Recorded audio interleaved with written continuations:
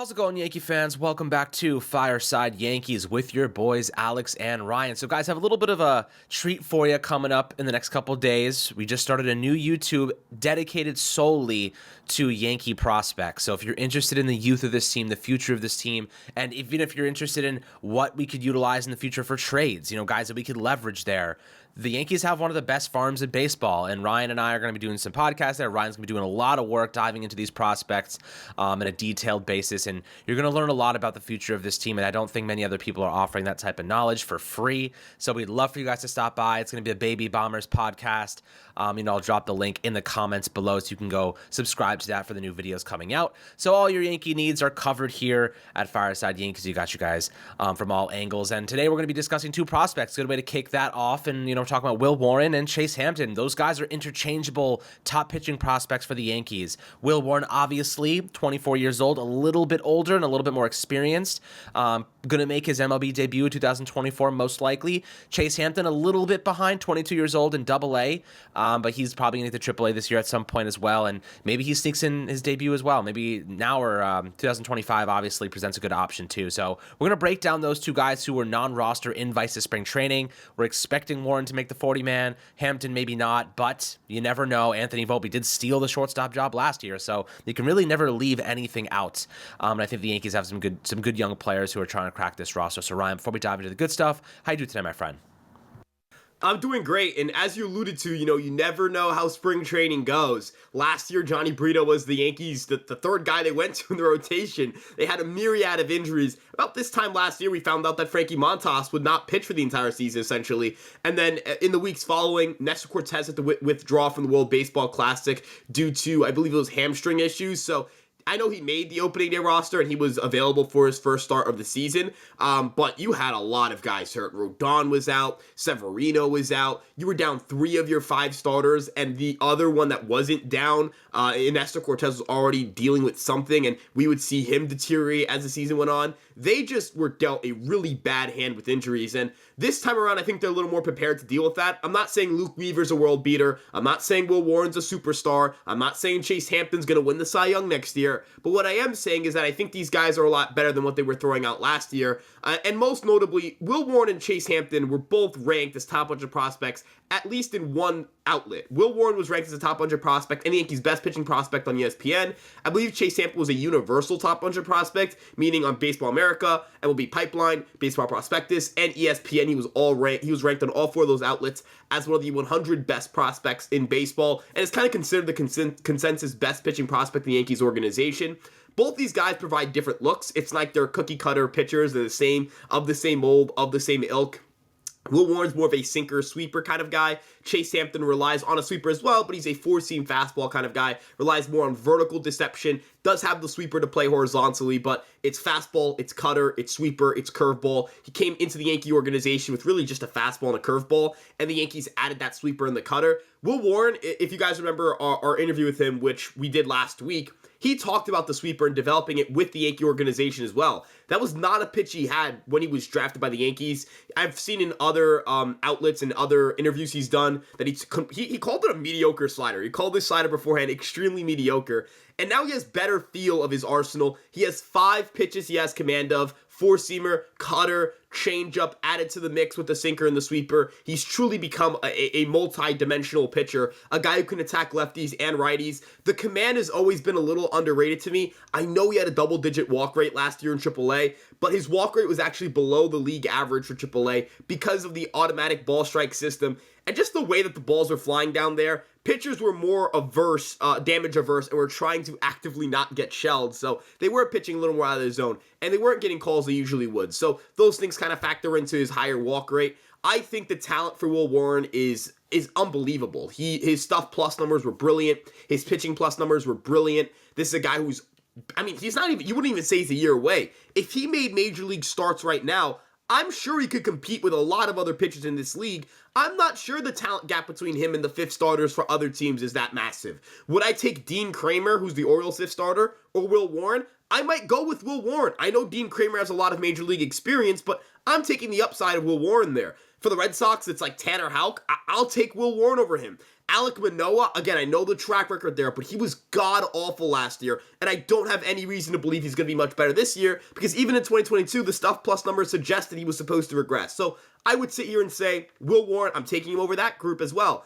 And then if you look at the Tampa Bay Rays, look, I'm not going to sit here and say I would take anyone over the Rays' fifth starter, because even if we don't know who they are, they just suddenly become really good pitchers. It's just what they do, Alex. So I won't go that far. But my point more so is that I think Will Warren's a capable Major League starter right now at the back end of any rotation, and he's their current seventh starter. They brought in Luke Weaver on a guaranteed Major League contract. That's not a mistake. It's not because the Yankees were just feeling generous. It's not because they looked at Luke Weaver and said, that's a cool name. Oh, Weaver's the last name of plenty of like other successful pitchers. I don't know. They didn't do it for a stupid reason. They know what they're doing. They clearly like this guy. If you heard the interview Matt Blake did prior to Luke Weaver's first start in Pittsburgh, he talked about that they were looking at this guy for a while, and they were really happy to claim him off of waivers, increase the cutter usage. We saw the effectiveness down the stretch.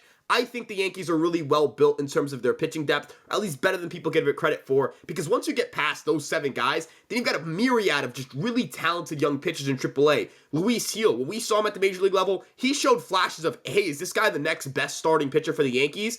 Clayton Beeter certainly has a lot of upside and doesn't have a lot of professional experience. He's a very green prospect still. Yoendrys Gomez, we only saw him for 1 game last year at the Major League level, but we saw a lot of really nasty stuff. So when you kind of start peeling back the layers and look at the Yankees pitching depth entering this year versus last year, I think they're just in a better position. Is it a perfect position? No, but it is a much better position than where they were this time last year. I agree with you. And look, I think Will Warren has the upside to be very solid for this Yankee team, whether it be as a spot starter or out of the bullpen immediately. Now, he has a really wide array of pitches. You have a sinker, cutter, four-seamer. Like, he has so many options at his disposal. And, I remember hearing a story about Pedro Martinez and what made him so great. And obviously he had multiple just elite pitches. And, you talk about, let's use Clark Schmidt as an example. He struggles to get through a batting order a third time. That was kind of like, we talked about this a lot last year. After the 5th inning, his efficiency dropped off like a freaking cliff. And we're like, why is this happening? And what Pedro Martinez did so well was he had multiple elite pitches, right? So he utilized that first elite pitch at the first kind of go through the lineup. He would dominate using one pitch, and then the second lineup comes, the second time around the order comes around, he would incorporate the second pitch. Now they're trying to just kind of differentiate between 2 elite pitches and trying to pick up on those 2 things. Then he introduced a third pitch in the third time around. So every single time he went through the lineup, they were seeing different things. When you're using everything at once and you're trying to mix in everything, sometimes you're giving your opposition a chance to get used to what you're throwing and how it's coming out and the angle it's coming out and the shape of it and the movement. And they're getting a little bit better at picking it up every single time you throw it. And then by the time you get three times through the order, you're screwed because they know exactly how to hit it. They know exactly what's coming, or they can predict it more efficiently. So Pedro Martinez did something interesting in terms of, he utilized each pitch each time through the lineup more in more like kind of devious ways to try and catch the opposing batters off guard. I think Will Warren, I wouldn't say he's Pedro Martinez by any means, but I will say he has a couple of really great pitches that I think he can utilize in a similar fashion to attack specific batters and attack, each time through the lineup. And I think Clark Schmidt needs to do the same thing, in terms of just efficiently attacking, the lineup each single time and not using everything he has right off the bat and giving away his hand, right? It's like if you're playing poker and you fold too early, or everyone knows what you have because your tell is really, you have everything's on the table. It's all written on your face. You got to be careful. You got to be strategic. You got to wait. You got to be patient.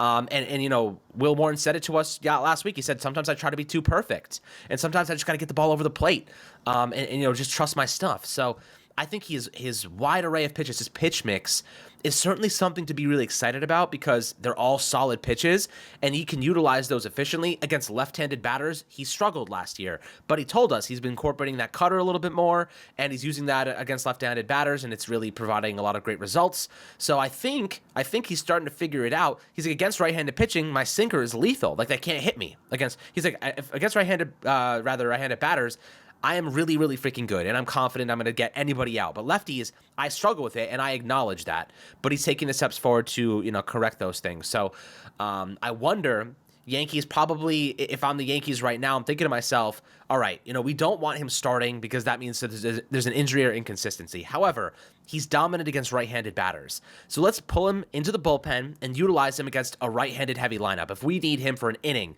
and there's 3 or 4 righties in a row, let Will Warren go out there and mow them down. You know what I mean? Like, that's kind of how I would operate with Will Warren in 2024. Of course, you could spot start him like a JP Sears did a couple years ago. You could utilize him in that fashion as well. But with that being said, Chase Hampton's another animal entirely.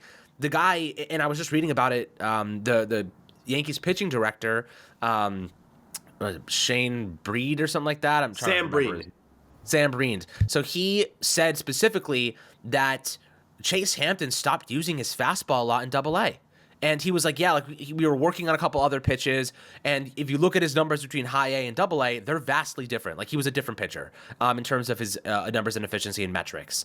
So, you hear these type of little details. They're working on his curveball. They're working on his slider. They're working on his cutter. They're starting to throw in different elements to his game, and they're trying to build up these other pitches that may be falling behind because his fastball. And he says his fastball is only like 94 miles an hour on average, but its movement is crazy. And the Yankees pitching staff are saying, like, the coaches are saying, like, this guy's fastball is probably his best pitch, and he wasn't throwing it a lot in Double-A because they were trying to get a little bit more action with his other pitches. So, don't look at the numbers and say to yourself, this is the end-all, be-all.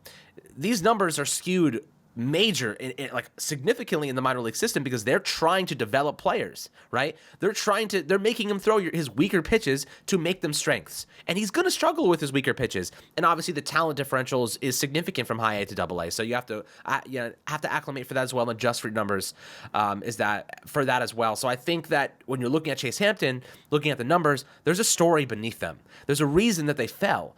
What are your thoughts about Chase Hampton? Because, based on the fact that his fastball may be his best pitch, and let's not forget, his curveball is elite. He has one of the best curveballs in the system. I do believe that as they get him more adjusted to utilizing his pitch mix at a more balanced and even level, this guy, Breen said it himself, this guy at the best, when he's on top of his game, is a top flight starter in the MLB. If the Yankees truly believe that, we're going to see Chase Hampton maybe sooner than we think. We could see him debut in 2024 if there's injuries. But 2025... guys, like he may be a starter for us then, and that would be pretty fun to watch. We haven't had a homegrown starter in quite a while. Yeah, as you alluded to with Chase Hampton, there were things he's working on. This was his first year in professional baseball. This guy was a very green prospect in college, was drafted out of the 6th round for a reason, needed to work on his strike throwing abilities, got more comfortable in that regard. Like, the Yankees tweaked a lot of things in his mechanics. He still has a little bit of a long arm action. Like, you could see there's a big arm swing there, but it works. And that's kind of how he is, right? He's kind of got a funky arm slot too, a little bit of a lower slot release, which helps his four-seamer play up. And as you mentioned, it's not 97, 98, it's more 93, 94, and that's an uptick from where he was in college, but that's impressive when you have good vertical movement and you're releasing from a funky arm angle and you have a myriad of pitches. A big thing here that the Yankees are trying to get with both Hampton and Warren is get them off of being two-pitch pitchers, right? Again, Warren was a very sinker-sweeper guy, talked about his struggles against lefties. You're going to struggle against lefties when your two best pitches are only horizontally moving, right? Not saying that sinkers don't drop or sweepers don't drop, but they don't rely on drop as their deception. It's that horizontal movement. And for lefties, they see that a lot better out of the hand of right-handed pitchers. So, when you're Will Warren, you're going to be at a disadvantage in those matchups. So, developing a four-seam fastball, developing a cutter, working on the changeup, finding comfort in those pitches, that gives you a little more margin for error because you're throwing a myriad of pitches, you're mixing up your looks, you're diversifying what you're throwing. They're seeing different movement profiles. You're establishing different parts of the strike zone. You're just much more effective. And when it comes to Chase Hampton, being a fastball, curveball guy is fine, but you need something that moves horizontally. You need something that gets right-handed batters out as well. That's where the sweeper comes into play. Having the cutter, it's just a fourth pitch, and that's a good strike-throwing pitch. If you look at the spin of a cutter, it's a bullet-like spin. And that's the type of spin you see in a football. And if you notice,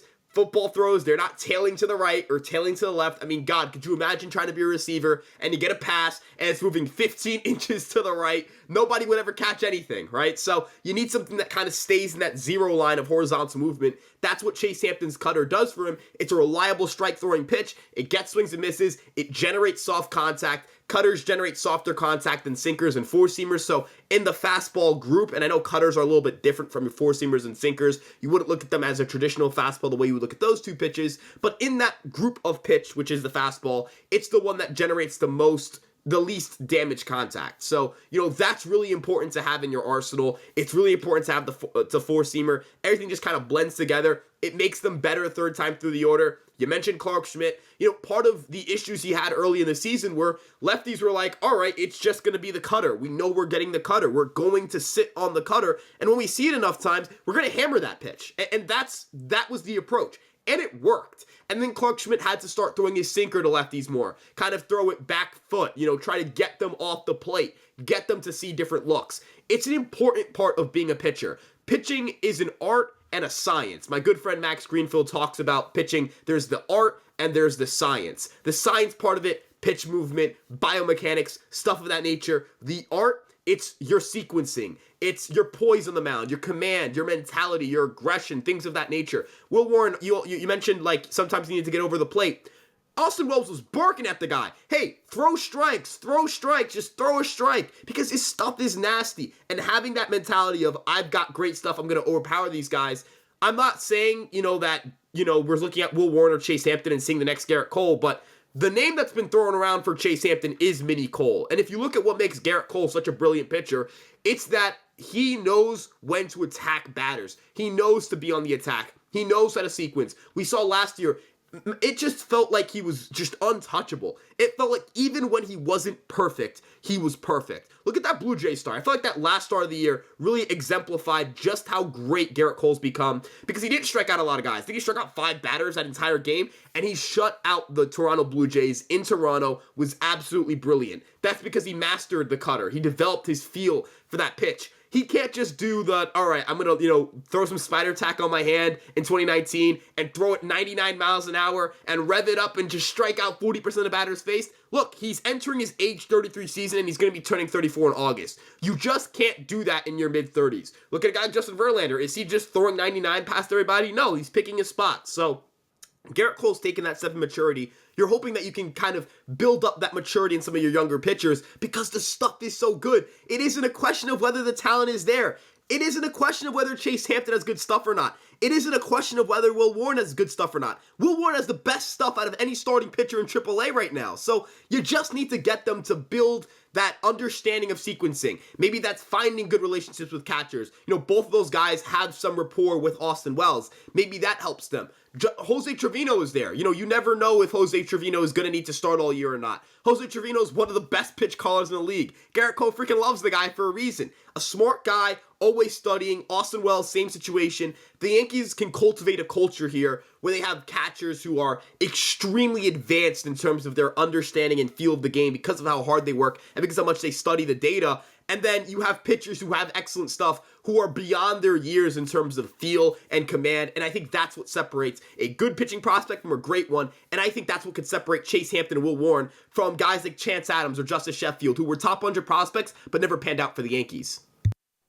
Yeah, I mean, look, right now the Yankees have an opportunity to give these guys some substantial opportunities and reps, based on the fact that, they haven't gotten a Corbett Burns yet. They haven't gotten that next big piece. So Warren, I think, is going to have a pretty good year. I think he's going to actually make a nice little impact for us and get his feet wet in the MLB. But, spring training will give us a lot of information. So we got you guys covered on that front. Spring training's coming around really, really quickly, my friends, and all the information you guys need in terms of players that are performing well, guys we think are projecting well, and obviously the prospects that they're gonna watch: Chase Hampton, Will Warren, Spencer Jones, Ben Rice, Caleb Durbin. There's a couple of guys here that, if they leave a positive impact, we could see much sooner than later. So excited about them. As always, make sure to like and subscribe to the podcast episode. And if you're interested in the prospects, make sure to head over to the Baby Bombers podcast and subscribe there as well. Appreciate you guys as always. We'll catch you guys on the next Fireside Yankees episode.